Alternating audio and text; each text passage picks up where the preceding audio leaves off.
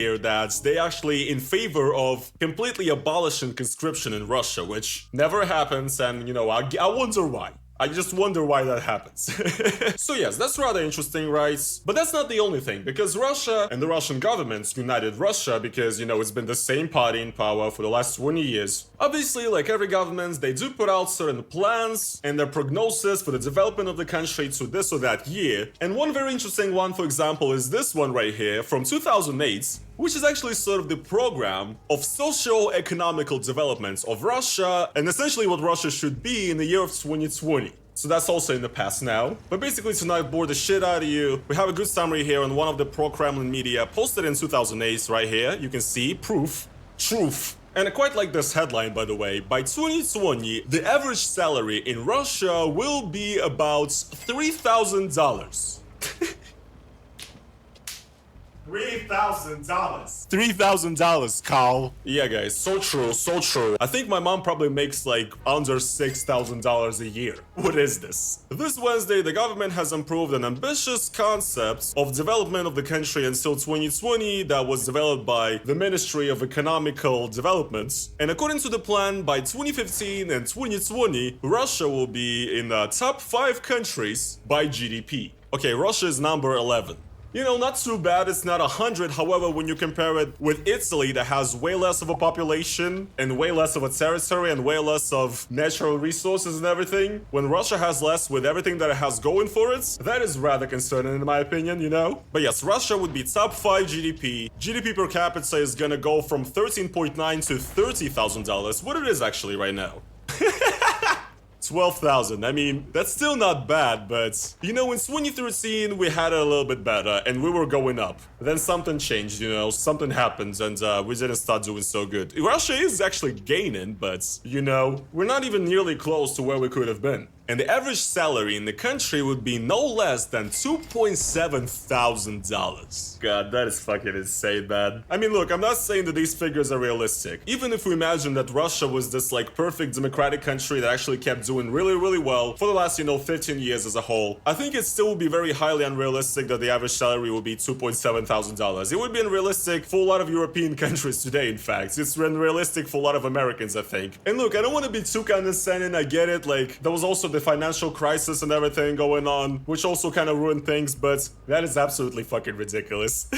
And it just makes me really, really sad because the majority of the people that I know in my life, they all make less than, way less than $1,000 a month. When I was growing up, my parents would be making about like $400 a month or something. And then ironically enough, they're kind of in a similar position still to this day, and so are a lot of Russians. In the regions of Russia, 20 or 30,000 rubles is still a pretty normal salary, That's not like something that's even, considered poverty level or whatever. And also, the foreign goods such as, tech, whatever, all of this is even more extra expensive in Russia. And now after the start of the special military operation, all of it has gotten even more expensive. Phones, laptops, whatever, computer parts. The prices for pretty much everything are going up like crazy. And yes, the average person is basically getting poorer and poorer. And they've been basically getting poorer and poorer every single year since around 2014. Once again, I wonder what happened, guys. I wonder what happens. Maybe if you just decide to be normal and actually like take care of your own country, then your country will prosper and the people will keep making money and keep getting wealthier instead of what is currently happening, where people are forced to, in a lot of areas of Russia, join the army and go fight in Ukraine just because like that's the only way for them to make money. And I'm not saying it's a good moral decision to make, however, the fact that that's possible says a lot about Russia, right? So yeah, I don't really feel like, the Russian government has fulfilled its promises there.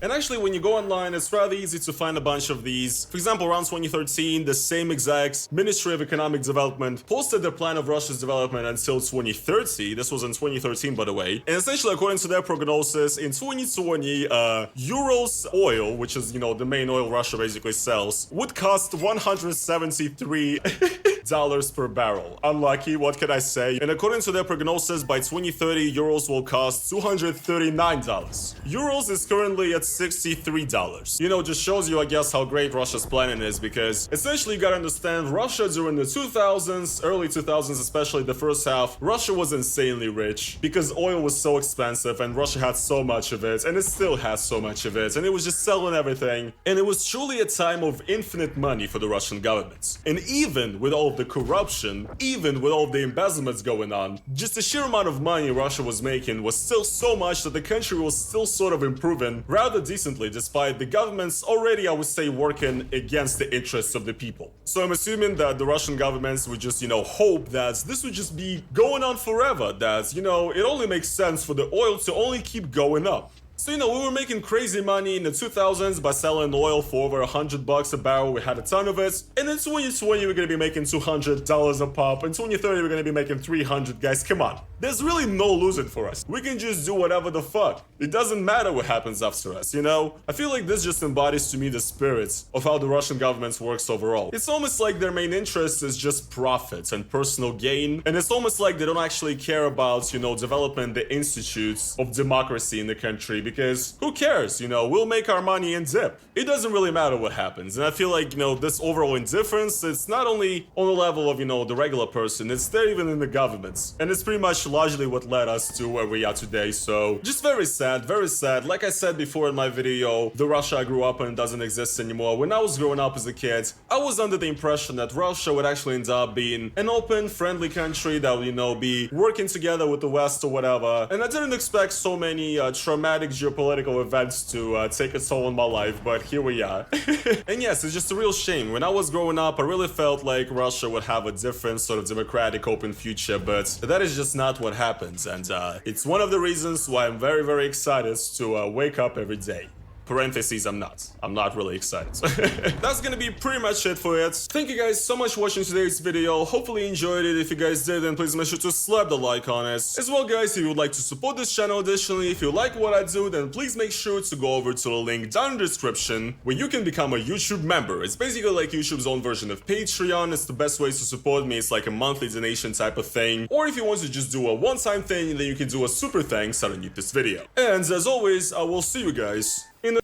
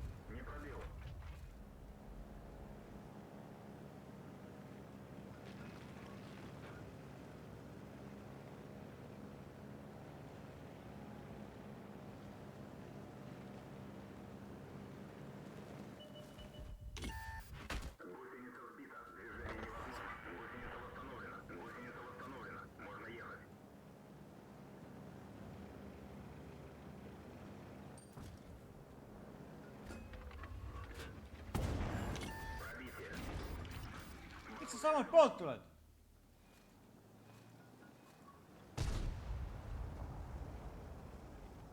Kas sa oled rumal või?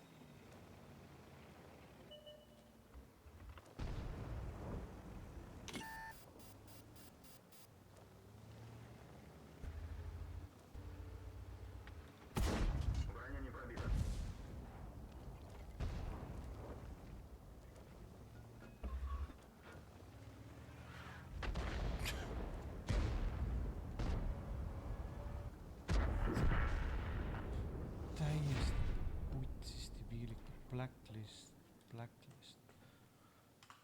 Fucking imbekad. Ma oleks AC tein, aga see vend lihtsalt tuli minu poolt, samalt poolt nagu. Sul on fucking turretiga TD, kes lihtsalt turretlist TD